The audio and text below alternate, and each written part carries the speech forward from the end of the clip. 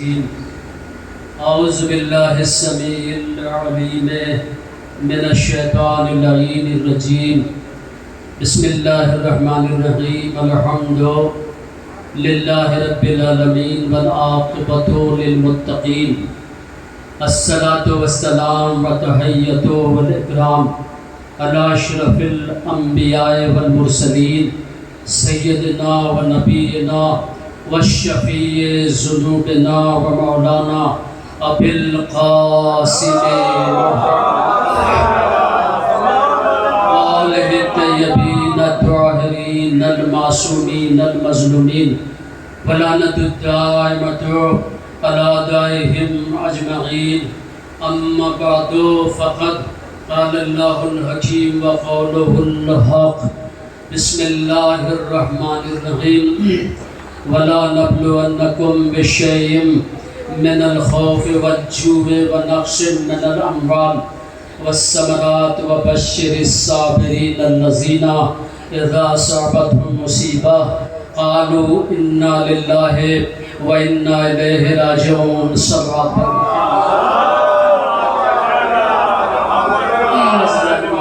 آپ حضرات کا شکر گزار ہوں کہ آپ حضرات نے مجھے دعوت دی اور میں آپ کے سامنے حاضر ہوا۔ بہرحال اس فرش اعضاء اور اس منبر کا جو مقصد ہے اسے مد نظر رکھنا چاہیے۔ کربلا حادثہ نہیں ہے، واقعہ ہے۔ کربلا افسانہ نہیں ہے، حقیقت ہے۔ لہذا منبر سے حقیقت بیان کرنا زیادہ مناسب ہوتا ہے، اور منبر کا حق بھی یہی ہے کہ مقصد شبیر کو عوام تک پہنچایا جائے۔ اس منبر کا جو مقصد ہے بس اتنا ہے کہ قرآن کا پیغام معاشرے کے حوالے کیا جائے، نبوت کا پیغام سماج کے حوالے کر دیا جائے۔ کربلا جو قیامت تک کے لیے ہے سجی ہوئی، کیا پیغام دے رہی ہے ہر لمحہ، وہ امت کے حوالے کر دیا جائے۔ باقی ٹھوکم ٹھاک اور ران پیٹنا یہ مجھے نہیں آتا ہے، توجہ کر رہے ہیں میں کیا کہہ رہا ہوں۔ جو معاشرے کو پسند ہے شاید وہ مجھے نہیں آتا ہے، جس کو آپ کہہ لیں ایک ایکٹنگ کہتے ہیں نا آپ حضرات۔ میں بڑی سیدھی سادی گفتگو کرنے کا عادی ہوں اور سلیقے سے بولتا ہوں، سلیس اردو میں پیغامات کو پہنچانے کی میں کوشش کرتا ہوں۔ نہ مجھے ران بیٹنا آتا ہے نہ ٹھوکنا آتا، سیدھا سیدھا۔ اور آپ دیکھیں کہ معاشرہ کہاں پہنچ چکا ہے۔ ہماری عوام بیدار نہیں ہے، سو رہی ہے خواب غفلت میں۔ آیت اللہ خامنہئی کا بھی پیغام آیا تھا، زیادہ دن نہیں ہوئے، کہ سخن ران، فارسی میں کہتے ہیں سخن ران، ذکر اہل بیت بیان کرنے والے کو میں نے سے پڑھا۔ دو طرح، ایک ذاکر ہوتا ہے اور ایک تاجر ہوتا ہے۔ دو قسم کی لفظیں انہوں نے استعمال کی تھی، تو انہوں نے علماء کو بھی ہدایت دی تھی کہ تاجر نہ بننا، ذاکر بننا معاشرے۔ اگر تاجر بنو گے تو تمہاری بات کا اثر معاشرے میں کچھ بھی نہیں ہوگا، اگر ذاکر بنو گے تو تمہارا پیغام نسلوں تک پہنچتا چلا جائے گا۔ صلوات پڑھیں محمد وآلہ محمد۔ تو میں تو ٹھوکتا نہیں ہوں نہ بیٹھتا ہوں، بس سیدھے سیدھے ممبر پہ بیٹھتا ہوں اور پیغام پہنچا دیتا ہوں، کیونکہ یہ ممبر تو جائے ادب ہے نا، ہے یا نہیں؟ مانتے کہ نہیں اس کو؟ یہ بڑے ادب سے یہاں پر بیٹھنا پڑتا ہے اور بڑے ادب سے بولنا پڑتا ہے، نہ پیتلی گفتگو بولنی پڑتی، نہ پھیکم پھانک، نہ ادھر کی نہ ادھر کی۔ یہ جائے ادب ہے، یہاں اچھلنا کچھنا کودنا کیسا۔ میں فیس بک دیکھ رہا تھا، ایک مووی آئی اور ایک ذاکر اچھل کود کر رہے تھے، ممبر پہ بار بار کھڑے ہو جا رہے تھے۔ مجمع کہہ رہا تھا نعرہ حیدری جاری، اور مجمع بھی ویسی اچھل کو دیکھا آپ نے، سمجھ جائیے اشارت میں کیا کہہ رہا ہوں۔ روڈ پہ دیکھا ہے بجرے ڈمرو بندر ناچ رہے چلے، اور شیعہ اس میں معصومی بدغیبت میں کوئی وارث یا لاوارث نہیں ہے فرش اعضاء، کہ تم جیسے چاہو استعمال کرو اس کو؟ نہیں، اس نے اس کے نیچے مووی پہلے دی تھی، اس کے نیچے شعر لکھا تھا، بس اب آ کے منبر کے تقدس کو بچا لو مولا، یہ اچھلتے ہوئے بندر نہیں دیکھے جاتے۔ یہ تو معاشرہ بھی ہے نا، معاشرے کی بھی تو ذمہ داریاں ہیں نا کچھ، جیسے معاشرے کے اوپر ہے، سوال آپ سے وارث کرے گا جو گئے پت میں۔ تو فرش ازا جو بچتی ہے نا منبر سے، مقصد شبیر بیان ہونا چاہیے، تاکہ یہ بچے جو چھوٹے چھوٹے میرے سامنے بیٹھے، یہ سارے بچے دھیرے دھیرے بڑے ہو کر اتنے تربیت یافتہ ہو جائیں، حد بلوغ تک پہنچتے پہنچتے کہ کوئی بھی ان سے اگر سوال کرے یا حملہ کرے آل محمد پر، تو کم سے کم ان کے اندر آل محمد کی دفاع کرنے کی صلاحیت تو ہونی چاہیے نا۔ یہی تو ہے نا مقصد فرش ازا، یا کسی کی دل شکنی کی جائے منبر سے، غلط ہے، اس سے میسج غلط پہنچتا ہے، اس سے اسلام گھٹتا ہے، بڑھتا نہیں ہے۔ توجہ نہیں کر رہے؟ اسلام میں گروتھ اگر کرنی ہے تو کردار کا سہارا لینا ضروری ہے، اہل بیت کے اخلاق کا سہارا لینا بہت ضروری ہوتا ہے۔ آپ یہ نہیں دیکھ رہے، ہم خود فرش ازا کی حقیقت کو گھٹاتے چلے جا رہے ہیں، فرش ازا کی اہمیت کو گھٹا رہے ہیں، اس کے وقار کو گرا رہے ہیں۔ جبکہ میں ایران میں تھا، میرے استاد نے بڑی اچھی گفتگو درس کے دوران مجھے بتائی تھی، بہت اچھا واقعہ سنا ہے۔ وہ کہہ رہے تھے کہ میرا زمانہ تھا ایران میں، تو وہ یہ کہہ رہے تھے کہ ہر سال اس قدر دولتیں صرف ہو رہی ہیں مجلس ازا کو تباہ کرنے کے لیے، اس لیے کہ آج خود دلیل آپ کے سامنے ہے، ایران دنیا نے دیکھ لیا وزن کہاں ہے، جہاں فرش ازا ہے وہیں پہ وزن ہے، یعنی جہاں فرش ازا نہیں ہے وہاں دنیا باطل کے آگے سجدہ کر رہی ہے، اور جس قوم کے پاس فرش ازا ہے دنیا جھکانے کی لاکھ کوشش کرے، فرش ازا والے جھکتے نہیں ہیں۔ انہوں نے بڑی اچھی بات کہی کہ وہ کہتے ہیں کہ ہر سال ماہ محرم آتا ہے، اس سے پہلے فائلیں تیار کی جاتی ہیں، اس میں پورا پروگرام لکھا ہوتا ہے، کیسے کیا کرنا ہے، کیسے ذہنوں کو مجلسوں سے ہٹانا ہے، اس لیے کہ نمازیں ہر قوم کے پاس ہے، عبادتیں ہر قوم کے پاس ہے، صرف فرش ازا ایک ایسی مضبوط شے ہے کہ جب تک یہ ہٹے گی نہیں، ہم اس قوم کے بچے کو ہدایت کے راستے سے ہٹا نہیں سکتے، اپنے چنگل میں پھنسا نہیں سکتے۔ ایک مشن کے تحت وہ چلتا ہے قافلہ، یہودیت کا، عیسائیت کا، دور دراز ہے۔ وہ کہتے ہیں شاہ کا دور تھا، اس زمانے کا قصہ، مجلسیں کریے ہو رہی تھی چھپ چھپ کر، اور وہ کہتے ہیں کہ اصفہان کا قصہ ہے، ایران کا شہر ہے، ایک گلی میں ایک عیسائی گھسا، اس کے پاس پوری فائل تھی، ایک ہاتھ میں گائیڈ بھی تھی، وہ گائیڈ بار بار کھول رہا، کچھ تلاش کر رہا تھا، مگر وہ شے اسے نہیں مل رہی تھی۔ اچانک ایک دروازہ کھلا، 10 سال کا بچہ باہر آیا، اور اس عیسائی نے اسے بلایا، بیٹے ادھر آؤ۔ وہ بچہ قریب آیا، بولے بات کیا ہے؟ بات بس اتنی ہے، تم سے ایک سوال کرنا، وہ مجھے بتا دو۔ کیا؟ بولے یہ اس علاقے میں کہیں پہ گرجا گھر ہے؟ میں تو گائیڈ کے سہارے رہا، مگر وہ مل ہی نہیں رہا مجھے۔ بچے نے مسکرا کے کہا اس گلی میں داخل ہو جاؤ، سیدھے مڑنا، پھر الٹے مڑنا، پھر سیدھے چلے جانا، بالکل سامنے تمہارا گرجا گھر ہے۔ اس عیسائی نے جب بچے کی اس عقل مندانہ اور باسلیقہ گفتگو کو سنا، حیرت سے بچے کو دیکھتا رہا، بچہ سیدھے اپنے گھر کی طرف مڑا، دروازہ کھول ہی رہا تھا اندر جانے کے لیے، اس نے پلٹ کے اس بچے کو دیکھا، بچے نے پلٹ کر اسے دیکھا۔ عیسائی کہتا بیٹے 1 منٹ کے لیے اور آ جاؤ میرے پاس۔ بچہ قریب آ، بولا بات کیا ہے؟ کہا بات بس اتنی پوچھنی ہے، کس فرقے سے تعلق ہے؟ کہا شیعہ مذہب سے۔ کہا اچھا ایک کام کرو، میری ایک بات مانو۔ کہا کیا؟ کہا کل سے میں اپنے گرجا گھر میں کلاس شروع کرنے جا رہا ہوں، کیا تم میرے اس کلاس میں شرکت کرو گے؟ بچے نے مسکرا کے پوچھا یہ بتاؤ کہ تم کلاس میں کیا سکھاؤ گے؟ عیسائی نے کہا ہم تمہیں جنت میں جانے کا راستہ بتائیں گے۔ بچہ پلٹ کے فوراً جواب دیتا ہے بے وقوف، خود تو تجھے گرجا گھر کا راستہ پتا نہیں ہے اور ہمیں جنت کا راستہ سکھا رہا ہے۔ ہم نے جنت کا راستہ ماں کی گودیوں میں پہچان لیا ہے۔ صلوات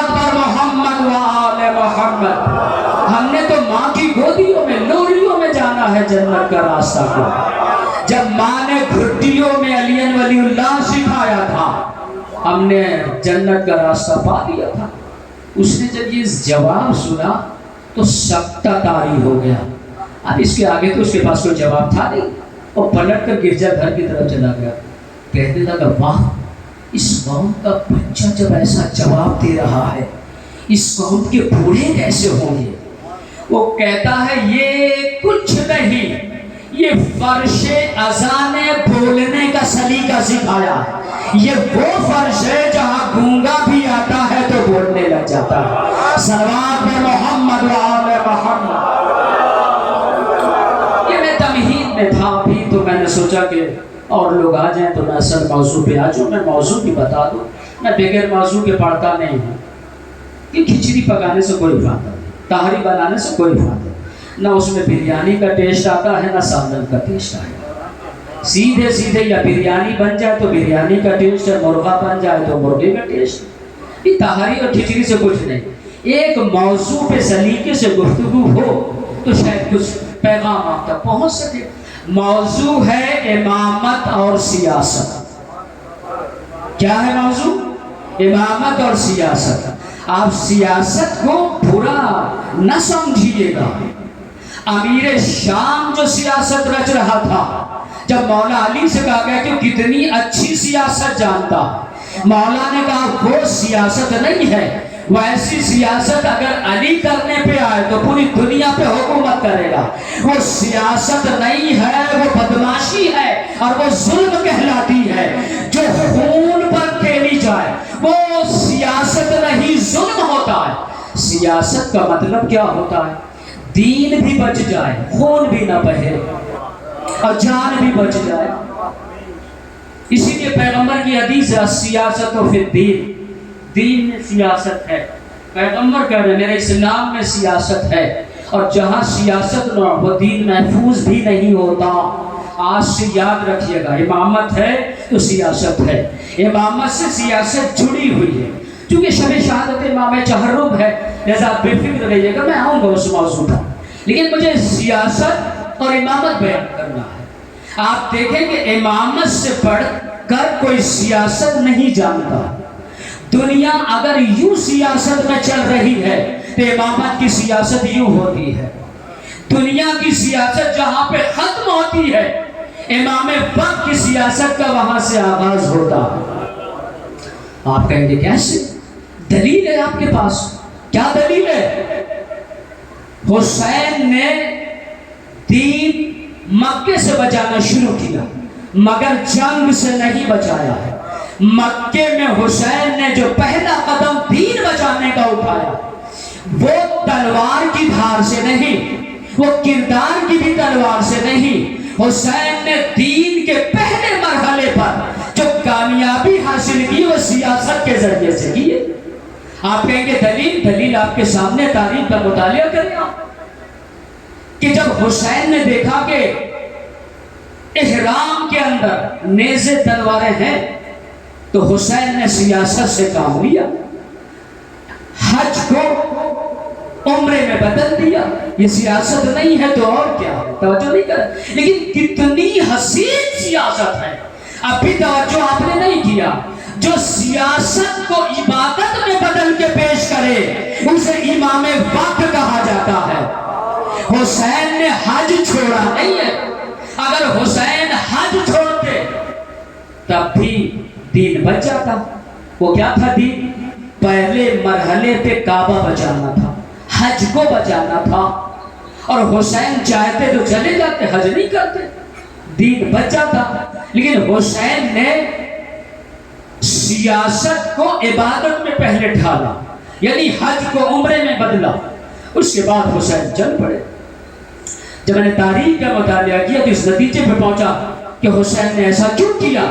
یزید نے 3 گروہ بھیجے تھے مکے میں۔ کتنے گروہ؟ 3 گروہ۔ ایک گروہ کو بلایا، کئی آدمیوں کا تھا، کہ تم جانا مکے میں حسین فاطمہ کا لال ہے اور اپنی نانی خدیجۃ الکبریٰ کے مکان میں حسین مکے میں ٹھہرے ہوئے، اور حسین کو طواف کعبہ سے روک دینا۔ اور مجھے پتا ہے یزید کہہ رہا مجھے معلوم ہے حسین مانیں گے نہیں، اس لیے کہ علی کا خون حسین کی رگوں میں ہے۔ تو پھر کیا کرنا؟ تو چھپانا یہاں ہتھیار نکالنا اور حسین کی گردن پہ پھیر دینا اسی کعبے کے طواف کعبہ کے دوران۔ کہا ٹھیک ہے، اس ذمہ داری دی کہ تم یہاں سے جاؤ۔ دوسرے گروہ کو بلا کہ ادھر آؤ، تم بھی جاؤ کعبے میں۔ یہ پہلا گروہ جو میں نے بھیجا ہے یہ حسین کو قتل کرے گا، تم اس گروہ کو مار دینا، سب کو قتل کر دینا، تاکہ صبح قیامت تک کسی کو خبر نہ ہو حسین کا قاتل کون ہے۔ توجہ کر رہے ہیں آپ؟ بات پہنچ گئی یا نہیں؟ پھر اس دوسرے گروہ کو بھیجا کہ تم پہلے گروہ کو مار دینا جو حسین کا قاتل ہوگا۔ تیسرے گروہ سے کہا کہ جب پہلا گروہ قتل کر دیا جائے تو تم پورے کعبے میں بکھر جانا اور شور مچانا کہ جس کعبے میں فاطمہ کا لال محفوظ نہیں ہے ایسا حج کس کام کا۔ اور میں شام میں میرے دربار میں مفتی بھی ہے، ان سے فتویٰ لکھوا لوں گا، کعبے میں تالا مار دوں گا۔ اب آج سے حج بالکل بند، کیونکہ جہاں زہرا کا لاڈلہ محفوظ نہیں ہے، جہاں وارث کعبہ محفوظ نہیں ہے، ایسا حج کرنے سے کیا فائدہ؟ حج کو بند کر دیا جائے، جان کا خطرہ، ہم کامیاب ہو جائیں گے۔ اس طرح ہم پہلے موڑ پہ حج کو بٹا کے رکھ دیں۔ حسین نے سیاستوں کو مد نظر رکھا اور سیاست کو استعمال کیا۔ حسین نے نیت کو حج سے عمرے میں تبدیل کر دیا، ارکان عمرہ بجا لائے حسین، اور حسین نے حج سے ایک قدم پیچھے ہٹا دیا اور حج بچا لیا، حرمت کعبہ بھی بچا لی۔ اب سوچئے کہاں ہیں آپ جس کا پیچھے ہٹتا ہوا قدم حج بچا لے کے جائے، جس کا پیچھے ہٹتا ہوا قدم حج بچا لے جائے، اس کا بڑھتا ہوا قدم نہ جانے کیا کیا بچا رہا ہو۔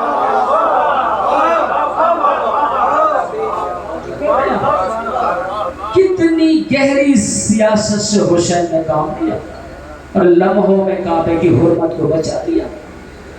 حسین چلے ہیں جب مڑ کے کعبے کو دیکھا تو اس میں حرکت پیدا ہوئی کعبے میں۔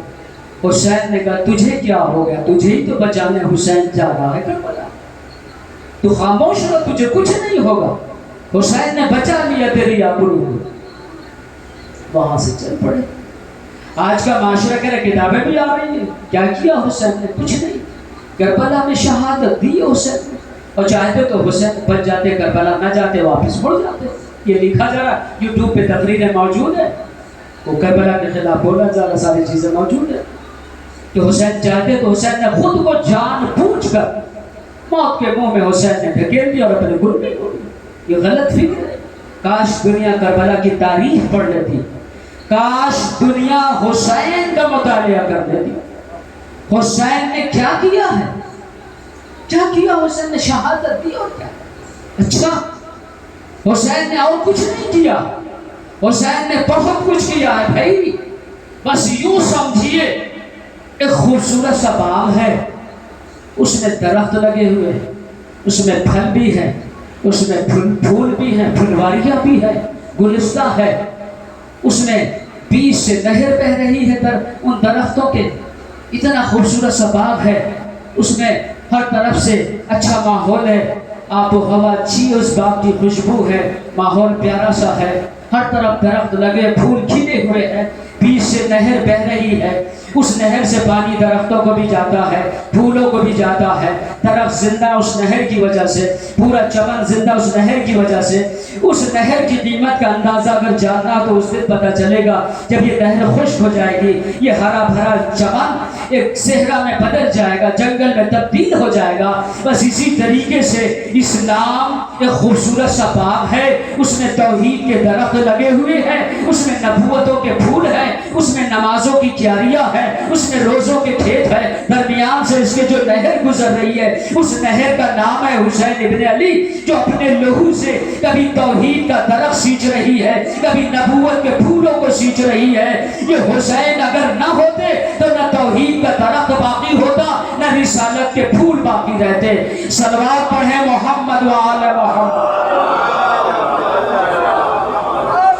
قربانیاں بڑی عظیم قربانی ہے حسین کی، معمولی نہیں ہے.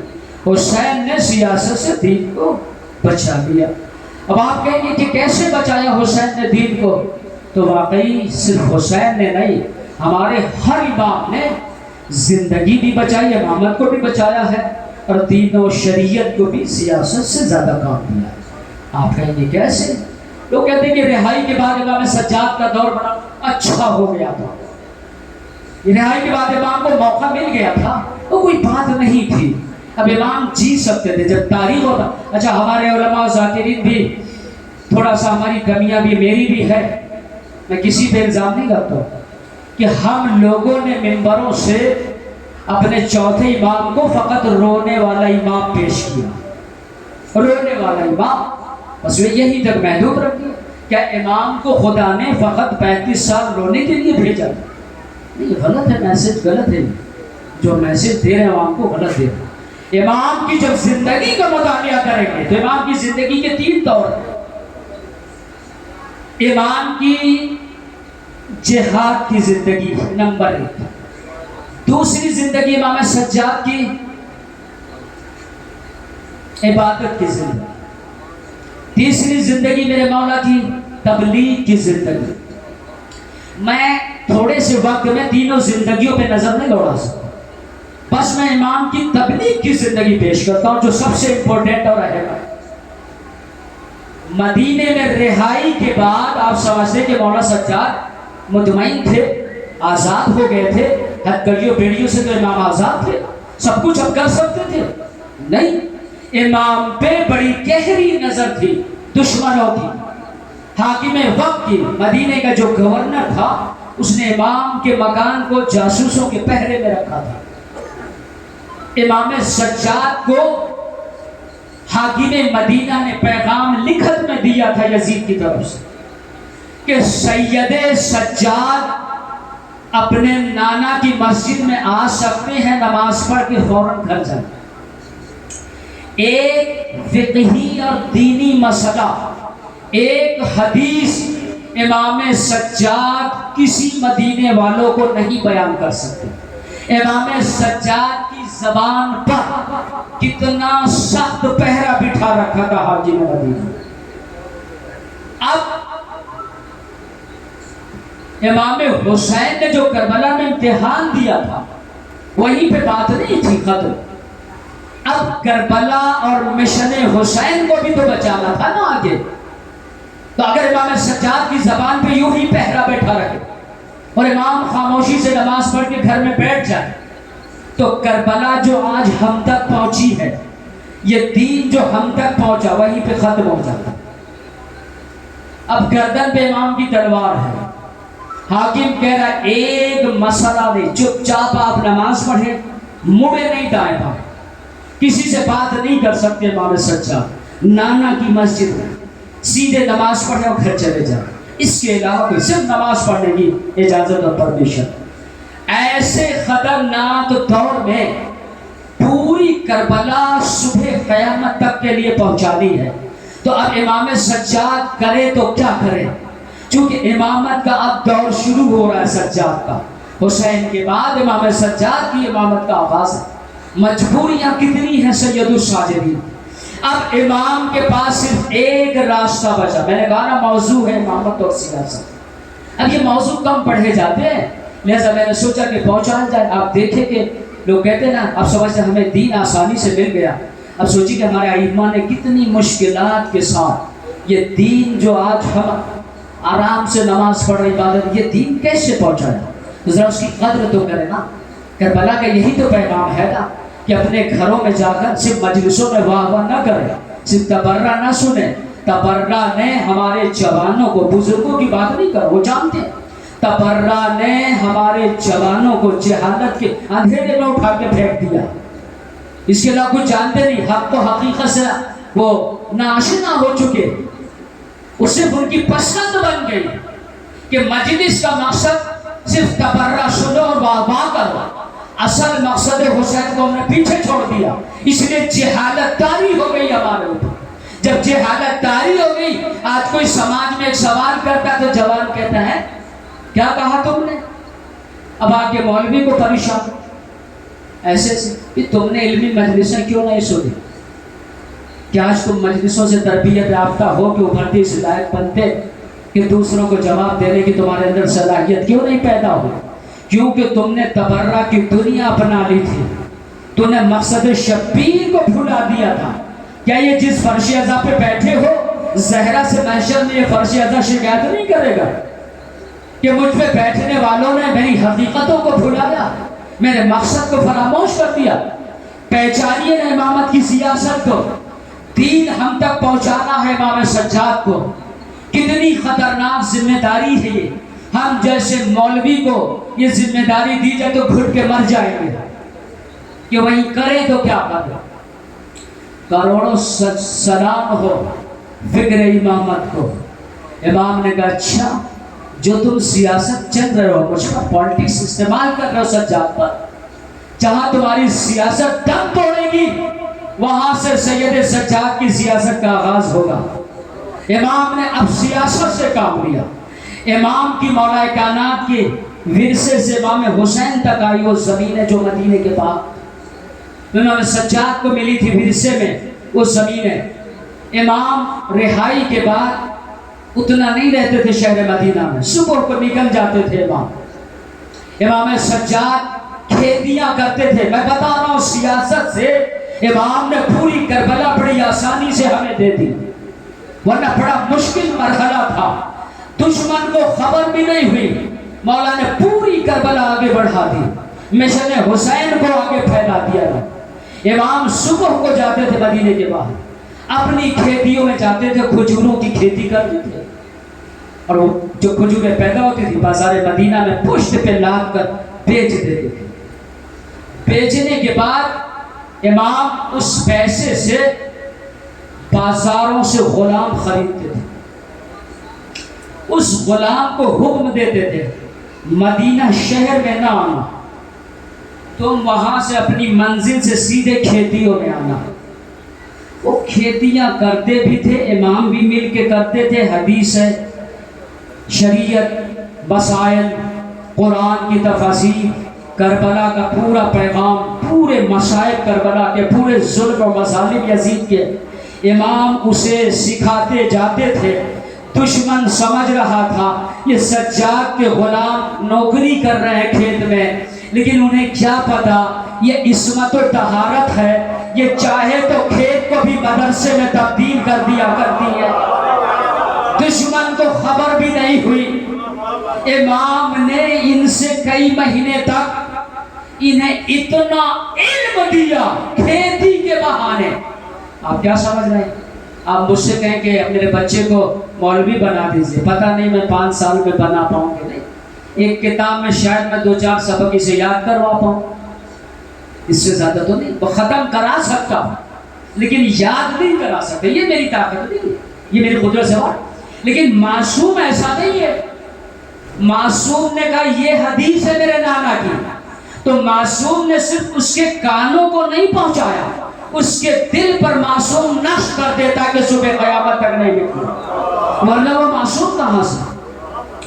چند مہینہ امام غلامی میں رکھ کر کھیتی کرواتے، ایک بہت بڑا مبلغ اور عالم دین بنا دیتے تھے، اور اسے امام ایک ایک کر کے کائنات کے چپے چپے پہ بھیجتے جاتے تھے، اور کہتے تھے تم افریقہ کی زمین پہ چلے جاؤ، ہمارا پورا دین پھیلاؤ، پوری کربلا میں شان کربلا کا عام کر دو، پورے کربلا کے مصائب اور یزیدیت کے ظلم کو عام کر دو، ہمارے پورے دین کو پھیلاؤ، تم مصر چلے جاؤ وہاں ہمارا دین پھیلاؤ، تم عراق فلاں مقام پہ چلے جاؤ وہاں ہمارا دین پھیلاؤ، تم فلاں شہر میں چلے جاؤ، تم فلاں ملک میں چلے جاؤ۔ اس طریقے سے امام نے 85,000 روایتوں میں ملتا ہے 35 برس میں امام سجاد نے 85,000 غلام خرید کر کھیتیوں کے بہانے انہیں مبلغ اسلام بنایا، انہیں عالم دین بنا کر 85,000 غلاموں کو اپنا مبلغ بنا کر کائنات کے چپے چپے پر امام نے بھیج کر امام نے پورا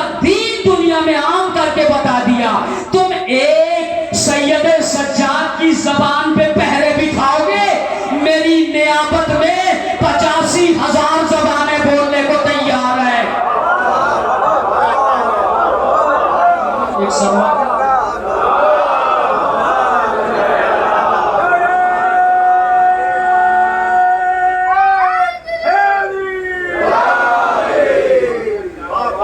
کتنی زبانیں؟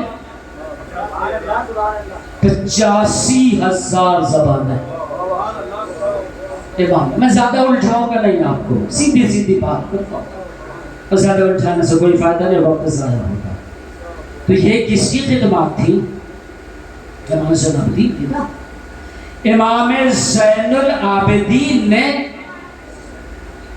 اتنا ماحول کو اچھا بنا دیا کہ آتے آتے یہ ماحول امام باقر و صادق تک اتنا اچھا ہو گیا ماحول کہ مدینے کی مسجد کو امام صادق نے دنیا کی سب سے بڑی یونیورسٹی میں تبدیل کر دیا۔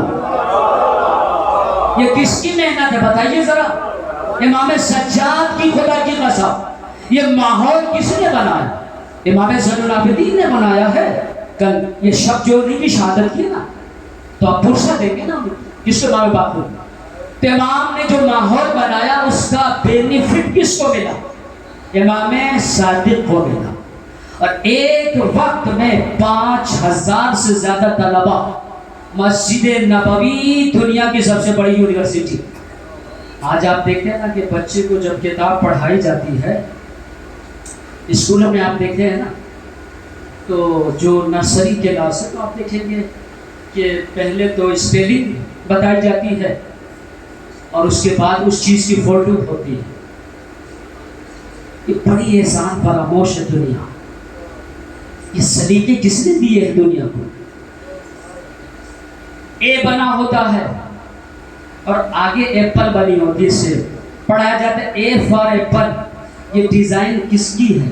خدا کی قسم، ممبر کی قسم کھا کے کہتا ہوں، جب تاریخ پڑھیے گا نا، یہ ڈیزائن امام صادق نے دی ہے دنیا کو۔ 5,000 بچے، بوڑھے جوان، نونہالان مدینہ سب پڑھتے تھے۔ دوسرے ملکوں کے لوگ آ کر مدینے میں رہائش گاہ انہوں نے اپنا لی تھی اور یونیورسٹی میں امام کی پڑھتے تھے۔ امام سب سے پہلے بچوں سے مدرسے کا آغاز کرتے تھے۔ یہ چھوٹے چھوٹی اس عمر کے بچوں کو بلاتے تھے، بچوں آؤ، اور امام اپنی قبا میں سیب رکھتے تھے، ادھر آؤ بیٹے، ایسے امام تعلیم دیتے تھے، پریکٹیکلی امام سکھاتے تھے۔ امام بلاتے بیٹے ادھر آؤ، امام جیب میں ہاتھ ڈالتے، بیٹے تم نے سیب دیکھے ہیں؟ یہ کیا ہوتا؟ عربی میں تفاح کہتے ہیں، تفاح دیکھا سیب؟ نہیں۔ امام نے نہیں دیکھا؟ اچھا تو میں تمہیں آج بتاتا ہوں۔ اس طرح امام ایک وقت میں نعمت الہی کا تعارف بھی کرا دیتے تھے اور اس نعمت کے رنگ کا بھی علم عطا کرتے تھے۔ تو دنیا کو رنگوں کا علم بھی امام نے دیا۔ امام جیب سے سیب نکالتے، بیٹے نہیں دیکھا سیب؟ نہیں میں نے نہیں دیکھا مولا، یہ دیکھو یہ رہا سیب، دیکھو اس کا رنگ سرخ ہے۔ اچھا ذائقہ جانتے ہو؟ کہ نہیں؟ کیا سخی ہے، کریم ہے۔ آج کے ٹیچر کریں گے؟ وہ تو بچوں سے کہتے کل 100 روپیہ اکٹھا کرنا، ایک فنکشن کرنا ہے، تو میں بھی ٹافی بانٹ دیں گے، 1 روپے کی 2 ٹافی بانٹ دیں، باقی اس ٹیچر کے جیب میں چلا گیا، اس کی پیٹ بھر گئی۔ کیا کہنا، یہ کریم گھرانہ ہے، اتنا کریم گھرانہ ہے۔ امام پھر وہ سیب جب گھر جانے لگتے تو وہ مدرسے کے بچوں کو امام کاٹ کاٹ کے تقسیم کر کے نعمت خدا کا کیسا سبق سکھا۔ دیکھو بچوں، کبھی بھی آدھا سیب کھا کے زمین پہ نہ پھینکنا، یہ کفران نعمت ہے، روزی گھٹنا شروع ہو جاتی ہے اسی دن سے، آدھی غریبی اسی دن آ جاتی ہے۔ کیسا درس دیا۔ اب امام اگلے دن انگور نکالتے تھے، بچوں انگور دیکھا؟ نہیں مولا۔ اچھا یہ دیکھو انگور ہے، ایسا ہوتا ہے، ذائقہ پتہ ہے، ذائقے کا بھی علم دیتے تھے۔ انگور یعنی امام جو ہے حیات پھل کا علم دیتے تھے، اس کے رنگ کا علم دے کے پھر نعمتوں کا سلیقہ سکھاتے کہ خدا کی نعمتوں کی قدر کیسے کی جاتی ہے۔ آج دنیا نے اسی آئیڈیا کو اپنا لیا۔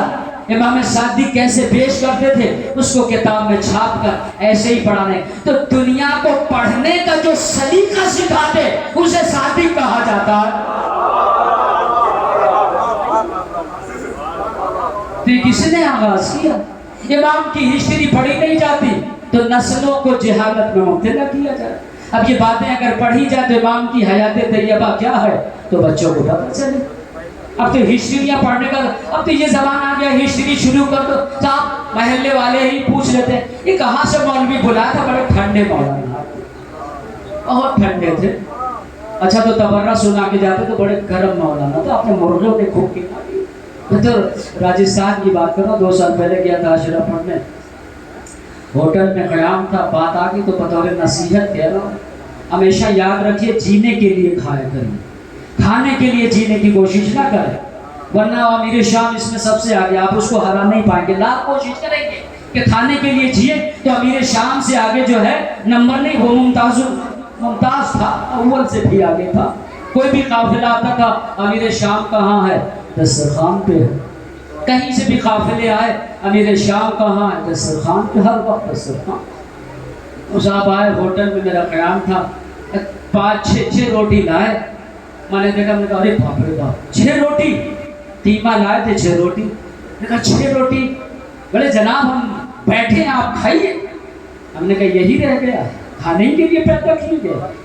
لیکن کھانا تو جینے کے لیے ایک عارضی چیز ہے حقیقت تو ہے نہیں مقصد حیات تو ہے نہیں. تو ہم اسی میں اپنا وقت گنوا دیں. بولے فلاں مولانا آتے تھے تو 2 گھنٹہ وہ کھاتے تھے. ہم نے کہا اگلے سال سے انہیں بلائیے 3 گھنٹہ بیٹھیے کھلائیے. ہم نے کہا مولوی بلایا تھے یا معاویہ بلایا تھے 3 گھنٹہ کھانا. بولے یہ کیسی بات ہے؟ ہم کیسی باتیں کر رہے ہیں. ہم نے کہا 2 روٹی میں نے کھا لی لے کے جائیے اس سے زیادہ کی گنجائش ہی نہیں ہے. بولے مطلب؟ میں نے کہا مطلب شارٹ کٹ میں تم نے سنا ہے 2 لفظ ہیں خدا نے خلق کیے, ایک کو برکت کہتے ہیں ایک کو نحوست. پتہ نہیں کہاں ہے یہ مجمع. ایک کو برکت کہتے ہیں ایک کو نحوست. اگر خدا برکت دینے پہ آئے تو 2 ہی روٹی میں پیٹ بھر جاتا ہے. اگر خدا نحوست طاری کر دے تو 10 روٹی بھی کھا لے مولوی کا مولوی کے باپ کا بھی پیٹ نہیں. صلوات پر محمد و آل محمد.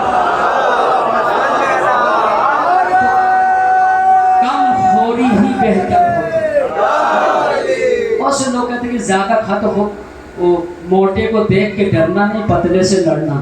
توجہ ہے یا نہیں؟ تو صحت مندی موٹاپے کا نام نہیں ہے. صحت مندی جو معصوم نے اصول دیے اصول الگ ہے.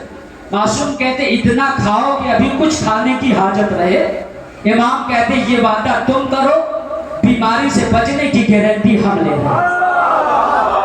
تو ڈاکٹر میں تو تمہیں خود شوق پیدا ہوا ہے تو خود پہنچاتے ہو ہاسپٹل. مرغا ہے جب تک یہاں تک نہ پہنچ جائے گا تو صاف ہاتھ نہیں کھینچے کیونکہ یہاں کا کھائیں گے جب راستے سے گزرے گا کوئی پوچھے گا کیا کھایا, ہاتھ ڈالا نکالا صاحب یہ کھایا. اب یہاں تک رہے گا تو وہاں ہاتھ ہی نہیں پہنچا بتائیں گے کیسے ایسا نہیں. تو تعلیمات میں معصومین سے جب ہٹیں گے تو ہلاکت میں مبتلا ہوں گے, زندگی الجھنوں کا شکار ہوگی. جہاں تعلیمات معصومین پہ چلیں گے زندگی سنورتی چلی جائے گی, مشکلات سے دور ہوتے جائیں گے, مشکلات خود آپ کو دیکھ کر بھاگیں. قائم معصومین کی سیرت پہ چلیے, فرش ازا کرب و بلا یہی میرے سب یہی ہے. تو اب ظاہر بات ہے امام صادق کا دور آتے آتے دن اچھا بنا دیا امام سجاد نے, پورا ماحول بنا کے دے دیا. وہ جانتے تھے کہ جہاں تک ہماری ذمہ داری امام سجاد وہ ذمہ داری نبھا دی, اب آگے دوسرے معصوم کی ذمہ داری. تو جو کریں اب جب امام صادق کا دور ہے علم اتنا عروج پہ پہنچا. یہ جابر بن حیان الجبرا کے نام سے کتاب مشہور ہے. یورپ جانتا ہے پوری یہودیت عیسائیت دنیا کا ہر مذہب جانتا. یہ کون تھے؟ امام کے خاص شاگرد تھے. سب سے پہلی گھڑی امام کے حکم سے امام کے بتائے طریقے سے انہوں نے بنائی تھی. جب انہوں نے کہا کہ مولا شاخص کے ذریعے بھی اوقات نماز پہچاننا دشواری ہوتی ہے. امام نے کہا 2 لکڑیاں لو, سورج میں انرجی ہوتی ہے طاقت. اس زمانے میں امام نے, آج سائنس نے ریسرچ کیا کرنوں میں پاور ہے, آپ جیسے سولار کے ذریعے سے وہ حاصل کرنے یا جس کی قید کر لے مشینوں سے کچھ بھی کرے. امام نے اس زمانے میں امام نے جو اس کو بتایا تھا کہ 2 سوئی لو اور 2 لکڑیاں لو، ایسے جوڑو، پھر ایسے گاڑ دو اسے، یہ لکڑیاں اپنے آپ کھسکنا شروع ہو جائیں گی۔ اس زمانے میں جو بنی تھی، آپ کیا سمجھ رہے؟ امام کی اسی انگریزوں نے کتاب نہیں کی، اس کتاب کو میں نے ایک ہفتے میں مطالعہ کیا تھا، سپر مین ان اسلام۔ اس کا یہ انگریزوں نے لکھا امام صادق پر، اور پھر انہوں نے نام رکھا امام صادق کا، سپر مین ان اسلام، اسلام میں سپر مین امام صادق، جیسے آج سپریم لیڈر ہے نا آغا خامنہ ای، سپریم لیڈر، اس کا فارسی میں ترجمہ ہوا مغزے، مغز سمجھتے ہیں بھیجا، مغزے متفکر اسلام، متفکر یعنی سائنسداں، اسلام کے سب سے بڑے سائنسداں کا بھیجا ہے یہ کتاب۔ پڑھیے گا تو اتنا لطف آئے گا، رات میں پڑھیے گا کہ آپ کا دل کہے گا آج میں نہیں سوؤں گا، جب تک کہ پوری اتنا ٹیسٹ ہے اس کتاب میں، اتنی لذت ہے، ایسی سی باتیں واقعہ، اور سائنسدانوں نے لکھی، انگریزوں نے لکھی ہے، یہ ہم مسلمانوں نے نہیں لکھی، شیعوں نے نہیں لکھی۔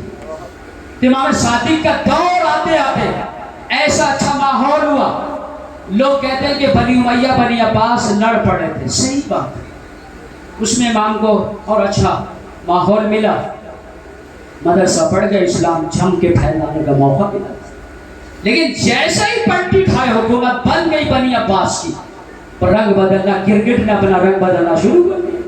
یہ کھڑے ہوئے تھے بنی عباس، ہم ان سے حکومت چھینیں گے بنی امیہ سے، آل محمد آپ گھبرائے نہیں، یہ پوری سلطنت آپ کو دے دیں گے۔ ظاہر سی بات ہے، لالچ سے بری بلا، انہوں نے حکومت حاصل کر لی۔ اس کے بعد ہوا کیا؟ اسی پہ قابض آ گئے، ایسے صرف قابض آتے تو ٹھیک تھا، پھر آل محمد کے جانی دشمن بن گئے، قاتل بن گئے۔ بنی امیہ نے اتنے مظالم نہیں کیے ہوں گے جتنے بنی عباس نے کر دیے۔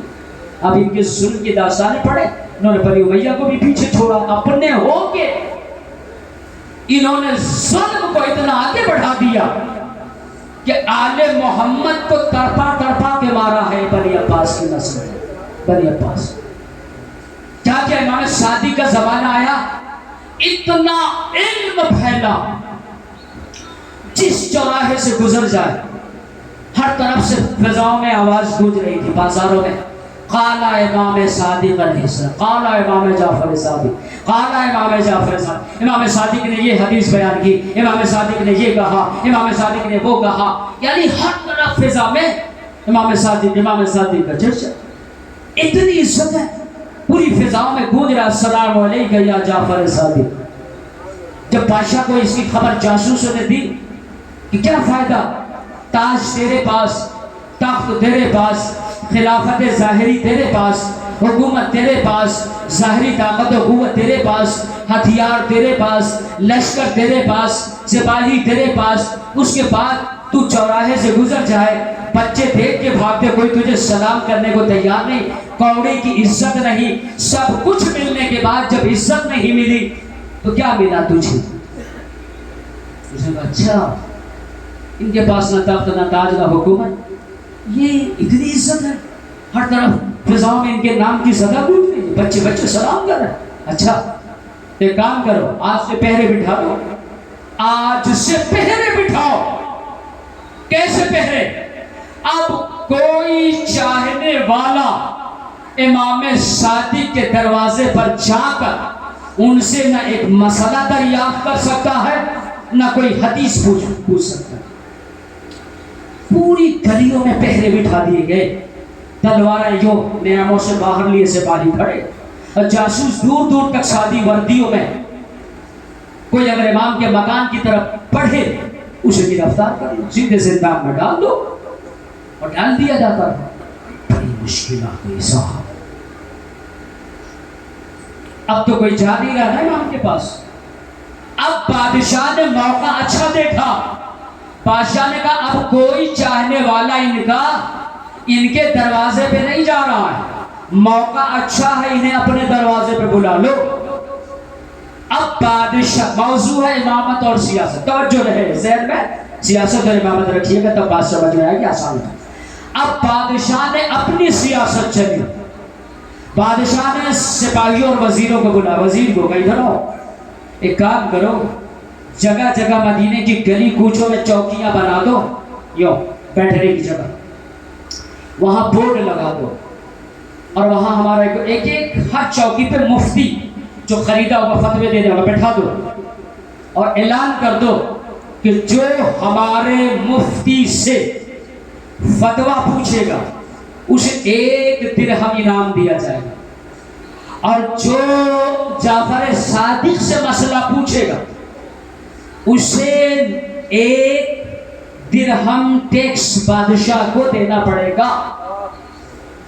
جو امام صادق سے مسئلہ اور حدیث پوچھے گا اسے 1 روپے ٹیکس پہلے ہماری چوکی پہ جمع کرنا، پھر امام صادق کے گھر پہ جانا، اور جو ہمارے مفتی سے پوچھے گا اسے مسئلہ بھی کے جواب بھی ملے گا اور 1 روپیہ انعام بھی ملے گا۔ مفت میں مفتی تھا تو مفت میں فتویٰ بھی تھا، مفت میں فتویٰ، مفتی کا فتویٰ مفت بٹ رہا۔ اب خفیہ خط امام تک بھیجا چاہنے والا مشیر ہے، مولا مشکل پڑ گئی ہے۔ امام نے جواب لکھا، پڑھی نہیں، اب اور آسان ہو گئی ہے۔ پھر انہوں نے لکھا کہ مولا کیسے آسان ہو گئی؟ کہ مشکل، اب دیکھیں ادھر سیاست کس کی تھی؟ بادشاہ کی، کہ روکا جائے۔ اب ادھر امامت کی سیاست کا آغاز ہو رہا۔ امام نے کہا کہ مشکل بڑھی نہیں، مشکلیں آسان ہو گئی ہیں۔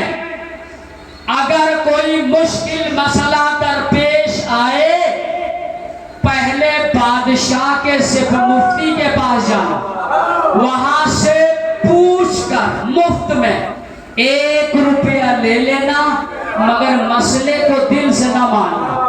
وہی 1 روپیہ ہماری گلی کی چوکی پہ آنا، وہاں ٹیکس دے کر صحیح مسئلہ ہم سے پوچھ کر اپنا دین ٹھیک ٹھاک کر کے چلے جانا۔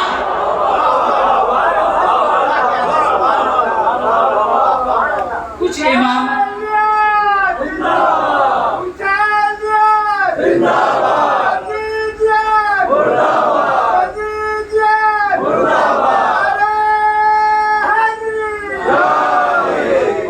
آپ کا شکر گزار ہوں کہ آپ بڑے غور سے سن رہے ہیں۔ یہی حق ہے، آپ سے شہزادی راضی ہو، یہی حق ہے پر شہزاد، سنتے رہیے غور سے، تاکہ حقیقت امامت سمجھ میں آئے کہ آسان نہیں ہے یہ دین جو ہمیں مفت میں، مفت والے مفتی کی طرح مل گیا۔ خون بہے ہیں آل محمد کے، یہاں تک پہنچا ہے، اس کی قدر کرنے گا۔ کیسے کیسے امام نے دین پھیلا، خدا کی قسم دین آل محمد کو مٹنے نہ دیجیے، اپنے گھر تک میں پھیلائیے، سب کو نمازی بنائیے، قرآن کا تلاوت کرنے والا بنائیے، دیندار بنائیے، مسئلے مسائل سے آگاہ کیجیے، پیغام احادیث سناتے رہیے، ایک حدیث ایک دن میں، ہفتے میں 1 دن، آداب سکھائیے، حقوق بتائیے، یہی تو دین ہے نا۔ اور دین کیا؟ نماز خالی ٹکرے مارنا دین ہے؟ یہ تو ابلیس بھی کر لیتا ہے، وہ تو آپ سے زیادہ اچھا کرنا جانتا، یہ تو دین نہیں ہے نا۔ جتنی ضرورت اتنی ہے پانی، تاکہ علم دین اور مشن اہل بیت کو، پیغامات اہل محمد کو سمجھنے کی کوشش۔ امام نے کہا مشکل آسان ہو گئی۔ ادھر بادشاہ کی سیاست تھی، پہلی سیاست امام کے سے فتویٰ پوچھنے پہ ٹیکس مانگنا، دوسری سیاست بادشاہ کی اپنے مفت والے مفتی کو بٹھا کر، اوپر سے تیسری سیاست بادشاہ کی 1 روپے انعام۔ اگر یہ قوم لالچی ہوتی تو امریکہ نے ابھی پچھلے مہینے ایران سے کہا تھا اتنے ڈالر لے لو اور یورانیم ہمارے حوالے کر دو۔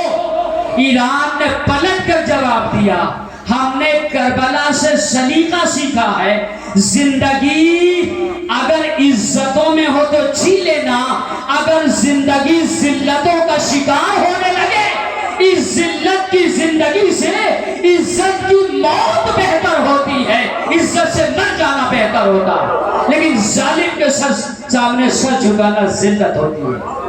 ہم نے کربلا سے یہ سبق لیا، تمہارے ڈالروں پہ ہم بھی دیکھیں۔ ایران نے یہ سبق سیکھا، سپریم لیڈر نے بتایا، یا علیہ محمد کا تو یہی ہے نا طریقہ، وہی ہے ظاہر سی بات۔ امام نے کہا آسان ہو گئی مشکل، اب یہ دین پھیل کر چلا گیا۔ ایک جاسوس نے دیکھ لیا، ایک چاہنے والے کو پکڑ لیا، اس نے دیکھا کہ ایک مسئلہ ہمارے مفتی سے اس نے پوچھا اور 1 روپیہ بھی لے لیا اس نے، اور سیدھے امام اپنے امام کی چوکی پہ گیا، وہاں 1 روپیہ وہی، وہ کہتا ہے کہ میں نے دیکھا وہی روپیہ اس نے ٹیکس دیا، اور وہی جا کے پھر وہاں مسئلہ، تو کہتا ہے کہ ہمارے مسئلے کو یہ مانتے نہیں تھے، صرف 1 روپیہ لینے کے لیے یہاں مسئلہ پوچھنے آتے تھے، اور مسئلہ تو صحیح اپنے مولا سے دریافت کر دیا۔ جب یہ پیغام بادشاہ کو ملا، بادشاہ نے کہا یار یہ تو گڑبڑ ہو رہا ہے، ہمارے ہی پیسے سے ان کا دین پھیلنے لگے تو اور ستم ہے، تو پھر کیا کیا جائے؟ اب دوسری سیاست امام اکبر ہوگی، پالیٹکس اپنائی۔ کیا کرے؟ وزیر نے کہا سنو، نگرانی رکھو، انہیں زہر سے امام صادق کو ہم شہید کر دیتے ہیں، اس کے بعد جیسے ہی خبر ملے، دیکھیں سیاست دیکھیے، اس کے بعد آخری سیاست، اب اس کے بعد نہیں پڑھو گا، بس میں مساجد کی طرف آ چکا ہوں، بالکل مساجد کے دریا کے ساحل پہ میں کھڑا ہوں۔ وزیر سے کہا کہ سنو، زہر ایسے ایسے دینا ہے، جیسے ان کا انتقال ہو جائے، وفات ہو جائے، فوراً 12 پولیس اپنے سپاہیوں کو لینا، ان کے گھر کو محاصرے میں کر لینا، اور پورے گھر کی تحقیق کرنا، چھان بین کوشش کرنا، ان کا وصیت نامہ کسی طریقے سے حاصل کرنا۔ سیاست دیکھیے گا، میں نے چونکہ موضوع اپنا ہے تو مجھے تو حق ادا کرنا ہے، اب پتہ نہیں میں حق ادا کر پائے یا نہیں، وہ میرے بس کے نہیں ہے، کچھ آل محمد کچھ میں ہو ہی نہیں سکتا بھائی، کہاں خاکی کہاں نوری، خاکیوں کی مجال ہے، نوریوں کے فضائل بیان کر سکے نہیں ہے نا۔ تو اب یہاں سے دوسری سیاست کا رخ بادشاہ نے اپنایا، بادشاہ نے امام کو زہر دیا، وزیر سے کہا ان کے گھر پہ چھاپا مارو۔ اب سیاست یہ تھی بادشاہ کی، امام کا وصیت نامہ حاصل کر لو گھر سے، کسی طرح سے تلاش کر، اس میں پڑھنا، یہ دیکھنا کہ انہوں نے امام صادق نے اپنے بعد کس کو جانشین بنایا ہے۔ اب ہم اتنا نہیں جھیلیں گے برسوں، اب ہم فوراً اسے گرفتار کر کے قتل کر دیں گے، ہماری بادشاہی کو خطرہ نہیں، ہم اتنا نہیں لمبا چوڑا جھیلیں گے کہ ان کو جینے دیں، معاف کرتے رہے، فوراً قتل کر دیں، وہیں سے سلسلے امامت کو ختم کر دیں، آگے وہ فرصت رہے گی ہمیں کسی امام کو ماننے کی ضرورت ہے، وہیں سے امامت ختم ہو جائے گی۔ کتنی گندی اور گہری سیاست تھی۔ امام کو زہر دیا گیا، امام کی شہادت ہوگی، بادشاہ نے تلاشی لی، وصیت نامہ امام کے بالین سے سرحانے سے ملا، دربار میں آیا، یہاں تک بادشاہ کی سیاست تھی، اب یہاں سے آپ کے امام کی سیاست کا آغاز ہوتا ہے۔ بادشاہ نے وزیر کا بادشاہ سے مل گئی، کام ہو گیا بہت بڑا، وصیت نامہ امام صادق کا حاصل ہو گیا، اب اس میں پڑھتے کس کو خلیفہ بنایا اپنے بعد، فوراً اسے قتل کر دے، بقیہ امامت کا سلسلہ ہی ختم ہو جائے، جھنجھٹ ہی ختم۔ بادشاہ نے کہا جلدی کھولو، اور جتنی جلدی ہو سکے فوراً پڑھو۔ اب جو وزیر نے کھولا، پڑھنا شروع کیا، امام صادق نے لکھا تھا، اے بادشاہ سلامت، میں جعفر ابن محمد ابن علی ابن الحسین وصیت کرتا ہوں کہ میرا پہلا جانشین تو ہے۔ کیا سن رہے ہیں؟ بادشاہ نے قسم کھائی تھی کہ جسے انہوں نے وصی بنایا ہوگا، اللہ کی قسم میں فوراً اس کی گردن اڑا دوں گا۔ یہ امامت کی سیاست ہے۔ اب بادشاہ نے سر پکڑ لیا، کیسے سے ذرا اس کو دیکھو، اور بھی بنایا؟ کہا ہاں۔ وزیر کہتا بادشاہ دوسرا نام تو میرا ہے اس میں، کیا سیاست ہے آل محمد کی، خدا کی سیاست۔ جو تلوار سے دشمن کو قتل کرے اسے بادشاہ کہتے، جو قلم کی نوک کو تلوار کی دھار بنا دے اسے معصوم امام کہا جاتا ہے۔ امام نے نوکے قلم سے کام لیا ذوالفقار کا اور بادشاہ کو قتل کر دیا۔ اب بادشاہ نے سر پکڑ لیا، اچھا تیسرا کہ امام کی زوجہ، کا چوتھا کہ امام کے بیٹے، امام باقر، ارے امام کاظم، دیکھیے ادھر سے امامت کو بھی بنا دیا، ادھر سے قتل سے بچا دیا۔ وزیر بادشاہ کو جب دیکھا کہ سر پکڑ کے افسوس کر رہا، کہا کیوں افسوس؟ کہا میں نے اللہ کی قسم کھائی تھی کفارہ واجب ہوتا ہے، اس کو بچانا واجب ہے۔ بادشاہ تو نے قسم کھائی تھی؟ کہا ہاں کھائی تھی۔ کہا اب نام تو پہلا تیرا دوسرا میرا، یہ بتا ہم قتل کا آغاز کہاں سے کریں، شروع کہاں سے کریں؟ بادشاہ نے وصیت نامہ لیا، واپس دے دیا۔ کہا مجھے اس سے کوئی لینا دینا نہیں ہے، تم جاؤ اپنی کرسی پہ بیٹھو، اب ہمیں اس سیاست سے کچھ لینا دینا نہیں ہے۔ جہاں سیاست دم توڑ دے اسے شہنشاہی کہتے ہیں، جہاں سیاست جوان ہونے لگے اسے آل محمد کہا جاتا ہے۔ صلوات پڑھے محمد و آل محمد پہ۔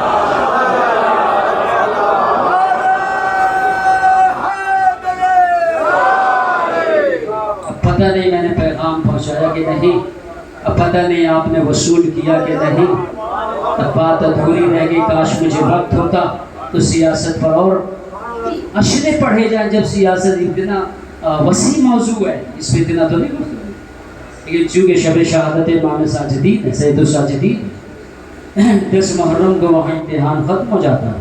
کس کا امتحان؟ حسین کا۔ اس کے بعد سے کس کا امتحان شروع ہوتا ہے؟ امام سجاد کا، سجاد اور زینب کا، دونوں کا امتحان ہے۔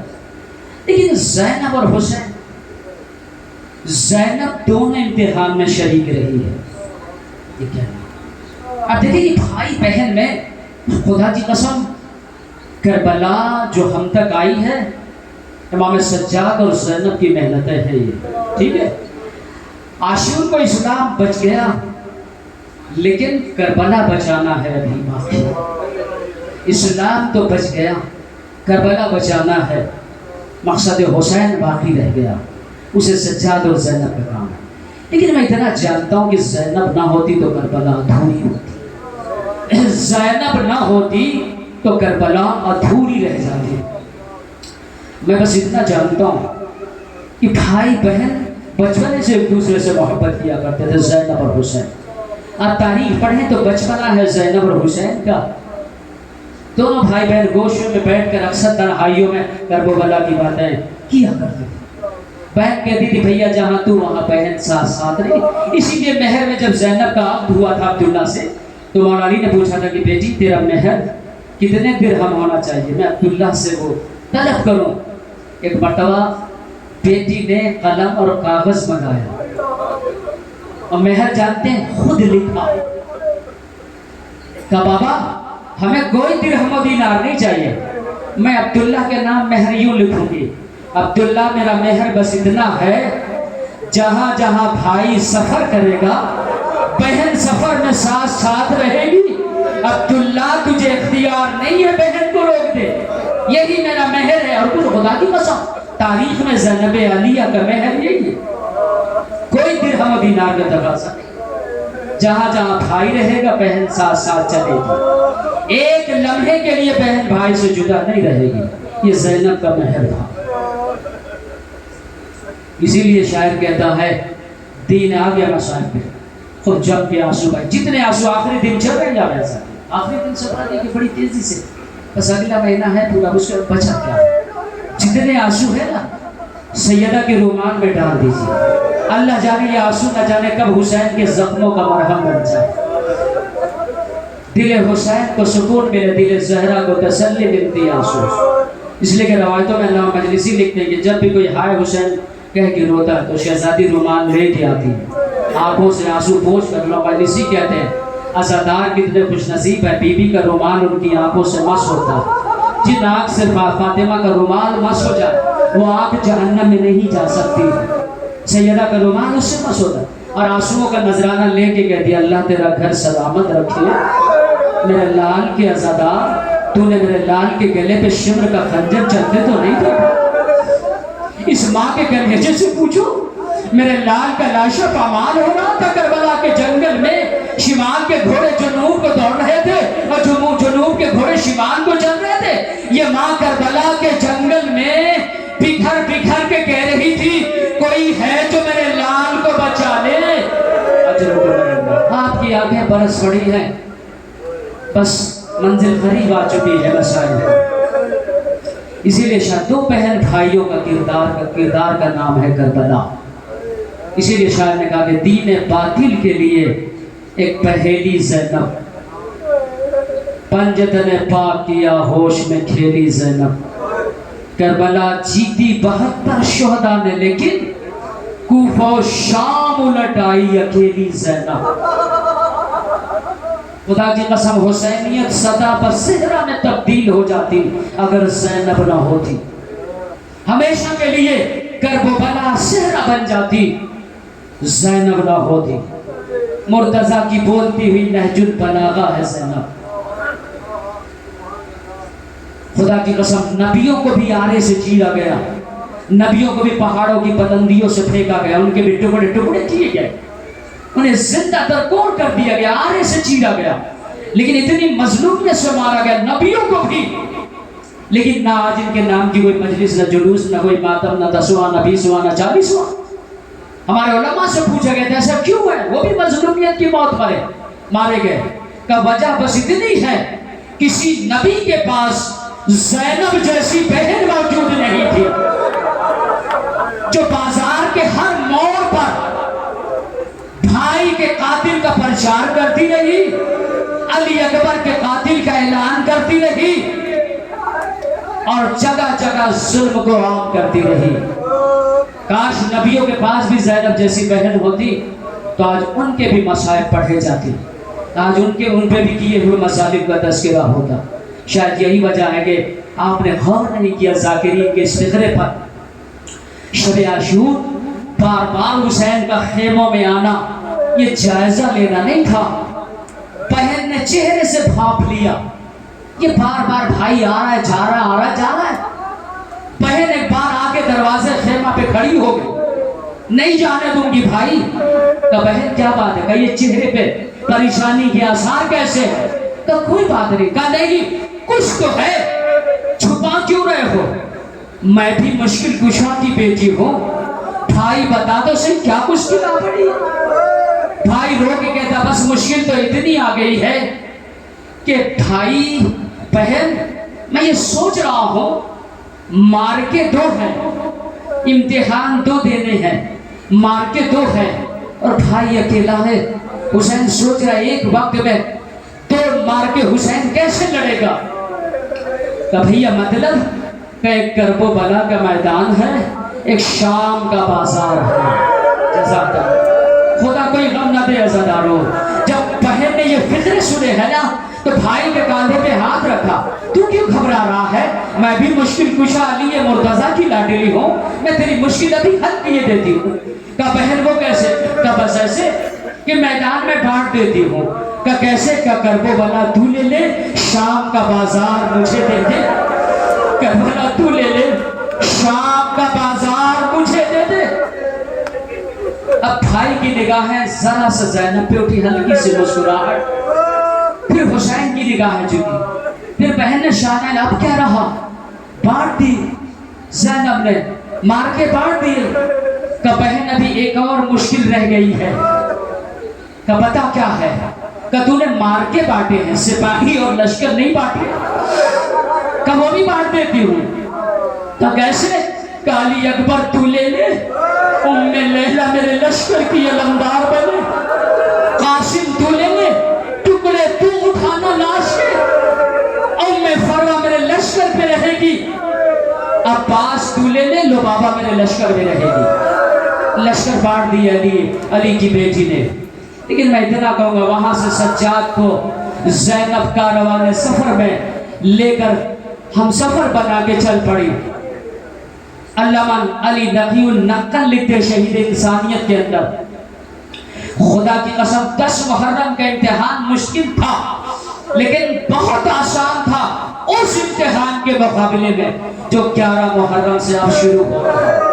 وہ علامہ نقل صاحب لکھتے ہیں, علی نقی صاحب لکھتے ہیں, نقل صاحب کہتے ہیں کہ کربلا کا امتحان 10 محرم کا اور تھا, 11 محرم سے اب جو امتحان شروع ہو رہا ہے، کربلا سے کوفہ، کوفے سے شام تلک خون کے دریا میں سفر کیا ہے سید سجاد نے،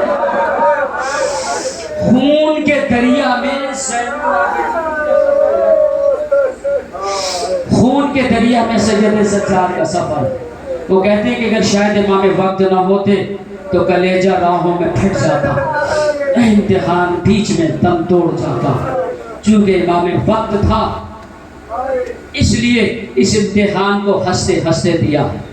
ہر موڑ پر لہو میں ڈوبتے ہوئے چلے ہیں سجاد۔ پوچھا گیا تھا علی نقی صاحب سے وہ کیسے؟ کہ کبھی خونی پشت پہ اتنے تازیانے مارتا کہ پورے کرتے کے نیچے سے خون ایسے بہتا جیسے برنالے سے پانی بہ رہا ہو۔ وہ آگے فقرہ لکھتے ہیں دوسری کتاب میں، وہ کہتے ہیں کہ کبھی شمر آگے بڑھتا، وہ کوڑے اٹھاتا، امام سجاد کی پشت پہ اتنے مارتا کہ گنتا نہیں تھا، اور پشت سے ایسا خون کا دریا بہتا جیسے پرنالے سے پانی گرتا ہو۔ وہ کہتے ہیں کہ موصل قریب نہیں آیا تھا، یہ قافلہ کوفے سے راہ شام کی طرف آمادہ سفر تھا کہ درمیان میں جنگل آیا جہاں سید سجاد کو رکنا پڑا۔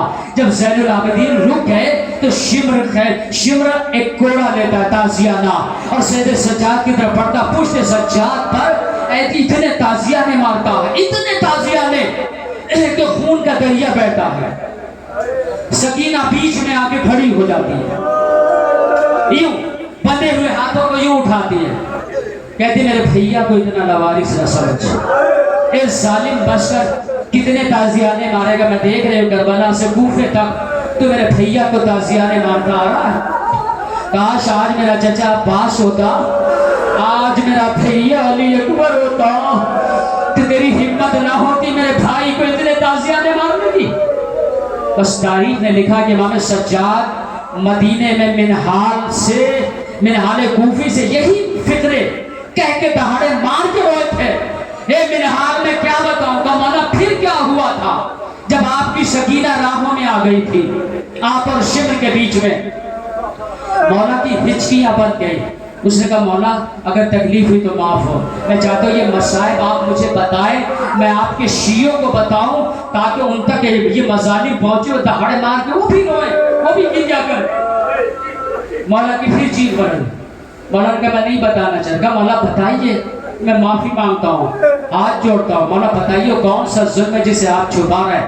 کہا میں نے حال اب کبھی یہ نہ پوچھنا مولا شام میں کیسے گزری تھی، اب کبھی یہ نہ پوچھنا منحال کہ مولا کیسے آئے لوٹ کر، یہ پوچھنا مولا زندہ بچ کے کیسے آ گئے، مولا زندہ بچ کے کیسے آ گئے۔ اسی کا مولا خدا کے لیے مولا نے کہا سن سکے گا کل؟ جی مولا بولیے۔ مولا نے کہا جب میری سکینہ راہوں میں آ گئی درمیان میں، وہ کہنے کہ میرے بھیا کو اب مت مار، کتنا میرے قیدی بھائی کو مارے گا، کتنا میرے بیمار بھائی کو مارے گا۔ کہ مولا پھر کہ شمر نے مجھے تو چھوڑ دیا، مجھے چھوڑ دیا۔ کہ مولا پھر یہ کہہ کے پھر امام کی ہچکیاں بدل ہو گئی۔ کہ مولا بتاتے کیوں نہیں ہے؟ کہ وہ منظر میری نگاہوں کے سامنے آ جاتا، تو نے میرے زخموں کو تازہ کر دیا۔ تب میں تو بچ گیا، پھر ظالم نے وہ تازیانہ لیا میری سکینہ کو مارنا شروع کر دیا۔ پھر مولا کی ہچکیاں پر مولا بار بار ہچکیاں کیوں لے رہے ہیں؟ کہ ہچکیاں اس لیے لے رہا ہوں، ظالم اگر میری سکینہ کی پشت پہ وہ دھرے مارتا تو میں ہچکیاں لے کے نہ روتا۔ کہ مولا پھر کہ ظالم نے مجھے مارنا چھوڑ دیا اور تازیانہ لیا میری معصومہ بہن کے معصوم رخساروں پر کوڑوں سے مارنا شروع کر دیا۔ ہائے میری سکینہ لہو لہار ہو کے کربلا کی گرم ریت پہ گر کے کہتی ہے یا اخی زین العابدین، اے میرے بھیا سجاد، کل شمرن، آپ شمر سے کہیے اللہ یضرب علی وجہہا صوت الجفا، اے بھیا شمر سے کہو جفاؤں کے کوڑے میرے رخسار پہ نہ مارے، میرے رخسار کی جلد بڑی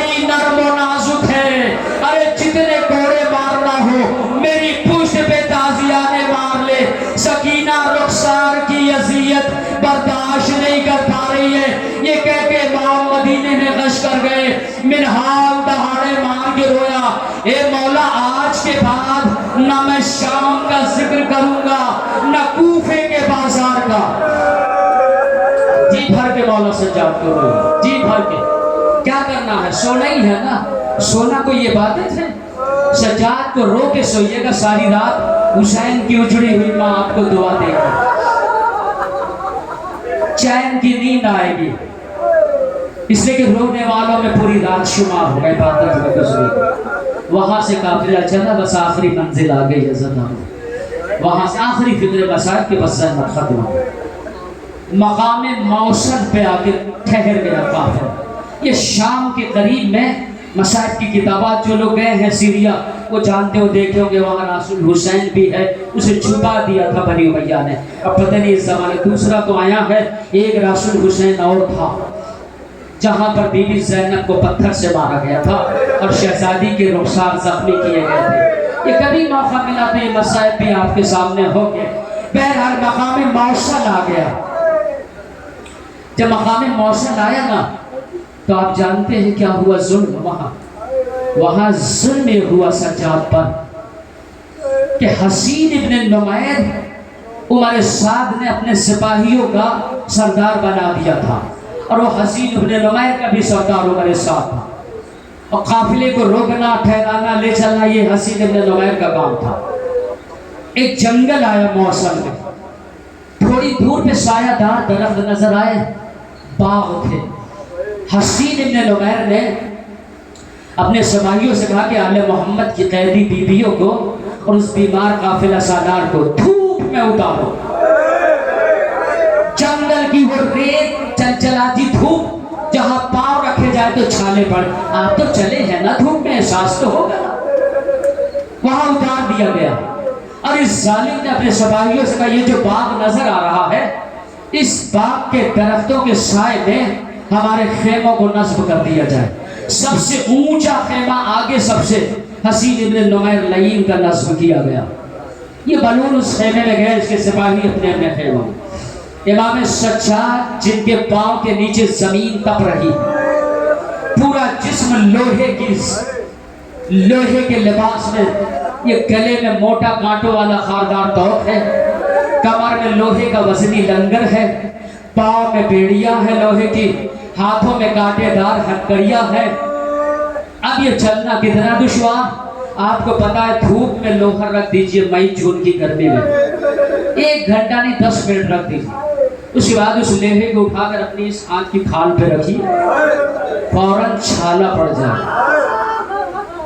اب جس کے ذہن میں یہ نفسیاتی فکرے داخل ہو چکے ہیں، بلکہ یوں کہوں گا کہ جس کے دل میں پتھر ہے، جس کے سینے میں پتھر کا دل ہے وہ تو خاموش رہ جائے، لیکن جس کے سینے میں پتھر کا دل نہیں ہے، گوشت کا ٹکڑا ہوگا. اب اس فطرے پہ وہ خاموش تو نہیں رہ سکتا نا، کیونکہ اس کے سینے میں دل نہیں. حسین کی قبر بنی ہوئی ہے، اس لیے حسین کو روئے بغیر، سجاد کو روئے بغیر خاموش نہیں رہے گا. اب جانتے امام سجاد کہ یہ جلد جو ہے یہ لوہے کی زنجیروں سے تپ رہی تھی. کبھی گلے میں چھالے پڑ جاتے تھے، کبھی کمر کی کھال جل جاتی تھی، کبھی پاؤں میں چھالے پڑ جا رہے تھے. امام کبھی پاؤں اٹھاتے تھے، کبھی یہ پاؤں اٹھا لیتے تھے. زینب بڑی آہوں بھری مظلومیت سے بیمار بھتیجے کو دیکھ رہی تھی. میرا سجاد تڑپ رہا ہے دھوپ میں، کبھی ایک پاؤں کبھی دوسرا پاؤں. سامنے حسین ابن نمیر کا خیمہ تھا، بڑا اونچا خیمہ، اوپر سے درخت کا سایہ تھا، پھر یہ خیمے کا سایہ دور تک جا رہا تھا. اور ایک مرتبہ امام سجاد نے جب سایہ دیکھا تو زنجیریں تپ رہی تھی، رہا نہیں گیا، برداشت نہیں ہوا. امام نے آہستہ آہستہ قدم بڑھایا، حسین ابن نمیر کے خیمے کے سائے میں آ کے بیٹھ گئے. سوچا کہ تھوڑی دیر کے لیے بیٹھ جاؤں، جب میری زنجیریں ٹھنڈی ہو جائیں گی میں یہاں سے اٹھ کر دھوپ میں چلا جاؤں گا. ایک بتا حسین ابن نمیر کے کانوں میں جب زنجیروں کی جھنکار کی آواز آئی، ایک بتا اس نے اپنے غلام کو بلایا، کہ ادھر آؤ، میرے خیمے کے پیچھے جا کے دیکھو یہ کیسی زنجیروں کے جھنکنے کی آواز ہے. آ کر اس نے دیکھا تو ایک بتا آگے کا وہ بیمار قیدی جو بیویوں کے قافلے میں زنجیروں میں جکڑا ہوا ہے وہ ہمارے خیمے کے سائے میں آ کے بیٹھ گیا ہے. ایک بتا اس ظالم نے کہا غلام سے جا کر اس سجاد سے کہہ دو ہمارے خیمے کا سایہ چھوڑ دے اور ماں بہنوں کے ساتھ دھوپ میں کھڑا ہو جائے. بس جیسے ہی غلام نے یہ فکرے کام میرا امام تڑپ کے کہتا ہے غلام سے جا کر اپنے آقا سے کہہ دو ہم تم سے خیمہ مانگنے نہیں آئے ہیں، ہم تم سے تھوڑی دیر کے لیے خیمے کا سایہ مانگ رہے ہیں، بس ہماری زنجیریں جیسے ہی ٹھنڈی ہو جائیں گی ہم تمہارے خیمے کا سایہ چھوڑ دیں گے، بس تھوڑی دیر کے لیے ہمیں سائے میں بیٹھ لینے دو۔ جیسے یہ فکر غلام نے حسین ابن نمیر سے کہا ہے، بس ظالم نے کانٹوں جیسا کوڑا لیا اور غصے میں امام زین العابدین کی طرف دوڑ پڑا۔ جیسے ہی دوڑا علی کی بیٹیوں نے دیکھ لیا، زینب و کلثوم کی آواز ابھری، لیلا کی آواز اٹھی، اے سید سجاد ارے ظالم کے خیمے کا سایہ چھوڑ دے، آ دھوپ میں آ جا میرے لال، ہم اپنے بالوں سے تیری زنجیروں پہ سایہ کر لیں گے، اے میرے لال، مگر یہ ظالم کا ظلم ہم سے دیکھا نہیں جائے گا۔ واہ حسینہ، واہ مظلومہ، واہ غربتہ، انا للہ و انا الیہ راجعون۔ بارگاہ محمد وآل محمد کا واسطہ ہماری اس عظیم عبادت کو اپنی بارگاہ میں شرف قبولیت عطا فرما۔ عشق عزائے شبیر کا واسطہ بانیان مجلس اور جتنے مومنین عزادار یہاں موجود ہیں، پروردگار ان میں جو پریشان حال ہیں ان کی مشکلات کو دور فرما، ان میں جو بیمار ہیں یا ان کے عزیز و اقربا دوست و احباب میں جو مریض ہے، شہزادی زہرا کے شکستہ پہلو کا واسطہ انہیں شفائے عاجلہ و کاملہ عطا فرما۔ پروردگار اس مجمع میں جو غربت کا شکار ہو انہیں جلد از جلد ذریعہ معاش عطا فرما۔ پروردگار اس مجمع میں جو نوکری کی تلاش میں بھٹک رہے ہو جلد از جلد عشق عزائے مظلوم کے صدقے میں بہترین ذریعہ معاش عطا فرما۔ جو قرضے میں مومنین گھرے ہوئے ہیں اور شہزاد کا واسطہ شہزادی عالیہ زینب کا واسطہ اس کو قرضے سے نجات عطا فرما۔ پروردگارہ امام عصر کے ظہور میں تاجیل عطا فرما، ہمیں ان کے ناصرین و عوام میں شامل فرما۔ ربنا تقبل منا انک انت السمیع العلیم۔